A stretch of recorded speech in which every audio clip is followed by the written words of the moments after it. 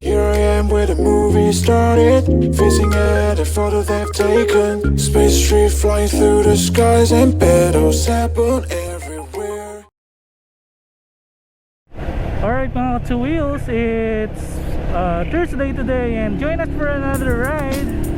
And we are going to Anda, Pangasinan. Anda, Pangasinan. Yeah, it's our first time to go to Anda, Pangasinan, and we're excited to visit the place, di ba Mi? Oo, kasi I think sa Pangasinan bucket list, yun na lang yung natitira. Yeah. Diba? Actually, we visited probably all the places in Pangasinan, no? All the beaches. All the beaches, yeah. Ano sa Pangasinan.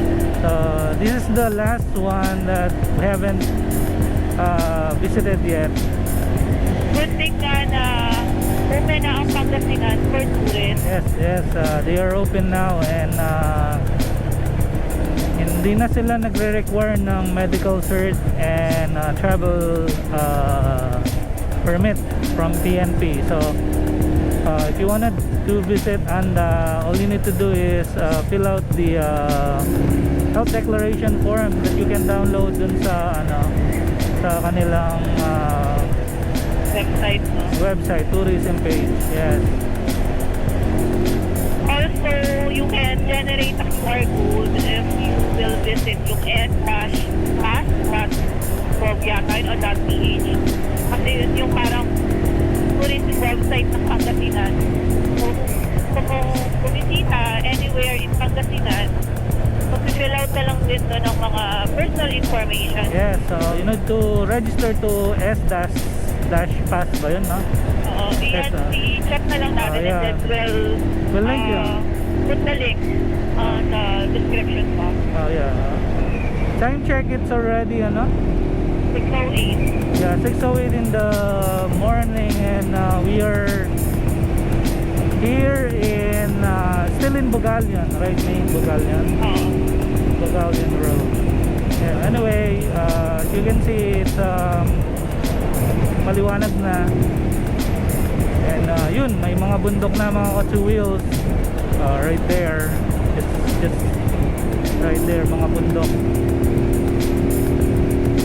Then we're a few hours away, and then we'll arrive to Anda. And once we get to Anda, yun, as usual, we'll vlog and we'll document everything that you need to know. Alright, so we'll post the recording and then we'll update you when we get back. Alright, time check mga two wheels is 6:36 in the morning, and we are already in Alaminos, Pangasinan, di ba Mi? Ito na kami sa 300 Island. Right, and yun nga, enjoyin lang natin yung ride today, no? And medyo makulimlim, pero okay naman, may liwanag naman na.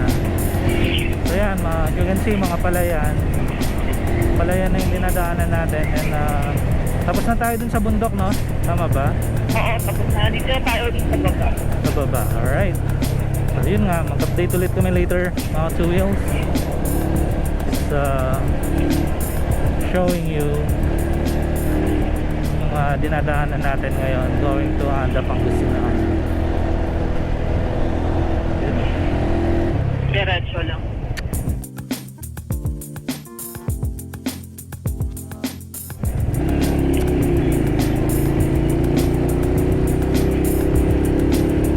Mga two wheels, nandito na tayo sa Anda, Pangasinan. As you can see, dito sa tulay, welcome to Anda. Ayun dagat. Oo nga, dagat na pala yun. Patuwa naman. Open na pala yung basta. May mga fish pond yung mga yan eh. Mga island pala ito na doon. Oo. Ayun makita natin ba yung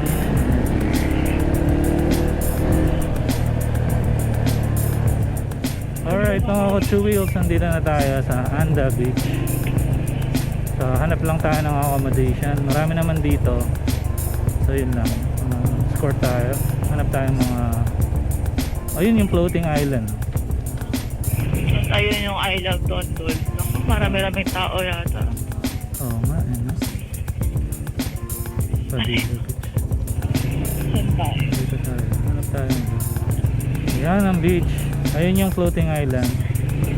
Mga 2 wheels. Oo nga, no? Floating island. Room for rent. Yun o. Pero hindi siya ano. Saan ang liguan? Ay, ang layo. Parang ano to? Pagbalete nga. Pagbalete. Siguro. Ayan. Ayan, yung 828. Magkano siya? Ang Villa Cecilia kabila. Pag diniretso mo to kung may daan. Yun yung Villa Cecilia. Ito. Ayun, information. A few moments later. What's up mga two wheels? Nandito tayo ngayon sa Tondol Beach. Located yan dito sa Anda, Pangasinan. No? And we left work around 4 a.m. and we arrived here around 8 a.m. So mga 4 hours in travel. And papakita sa inyo yung beach. Ano yung itsura? Ayan. Yan ang beach.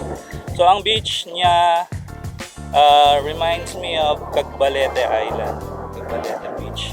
Located yan sa Quezon. So ang shoreline niya masyadong mahaba. So kung gusto mong maligo, you need to go there. Yung mga nakapark na boat doon.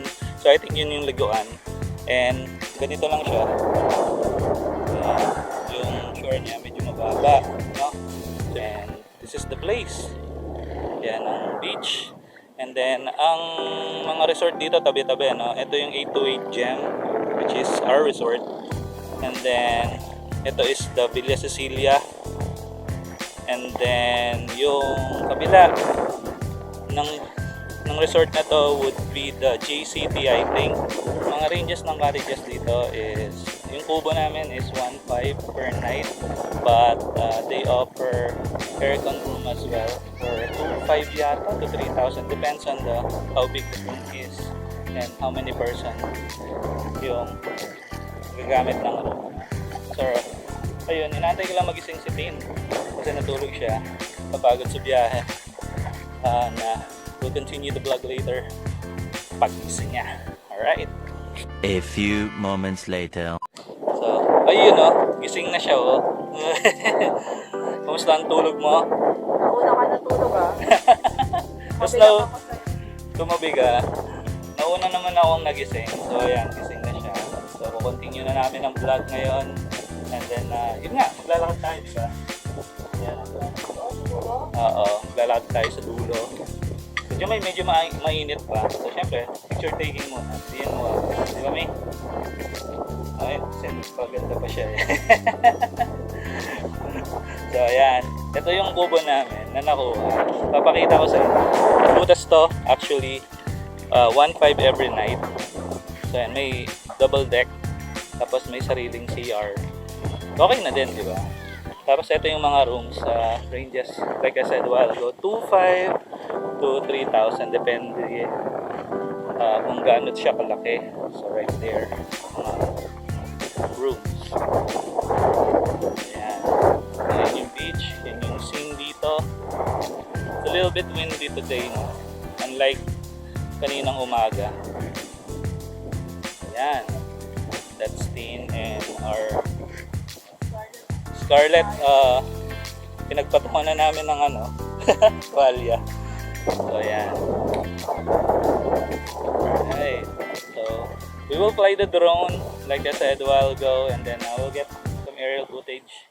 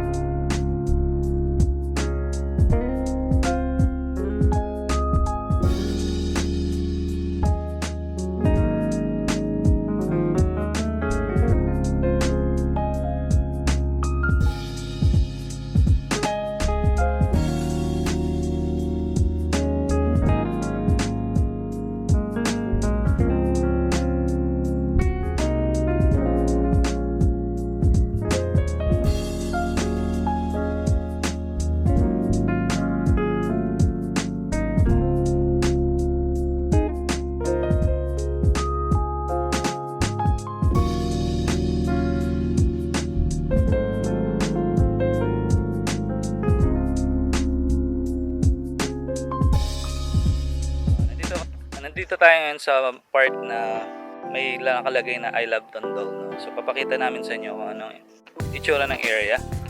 Ayan yung floating island. You can see. Medyo maliit siya sa video. But yeah, so dyan yan. Dyan yung place. At ito yung mga cottages dito. Ayan, pwede nyo i-rent. Tapos sa likod nyan, pwede kayong mag-tent. So may mga naka-tent dyan kanina. Actually nandun pa sila. So there. So pwede kayong magdala ng tent. I'm not sure kung magkano ang tent pitching dito, no? Pero yeah, tent. So ang gagawin natin next, pupunta tayo dun sa may mangrove area. Talakarin lang natin ng konti. A few moments later. Nandito tayo ngayon sa may mangrove area ng Tondol Beach. Dito yan sa may bandang I love Tondol, sa may floating island. So lakad lang kayo doon. And makikita nyo to. Yan ang mangrove area. So malalaking mangrove hanggang doon.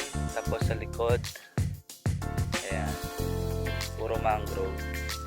And I think pwedeng mag-tent dito, no? So I'm not sure kung kanino pwede magpaalam. Pero may mga naka-angklang mga boat. Yung mga boat dito parang pang tourist eh. Yung ginagamit sa for highland hopping. So yan. So mga mangrove. Tapos may mga ibon na tumatambay dito kanina eh. So marami sila. Nakita namin eh. Yan o, mangroves. There.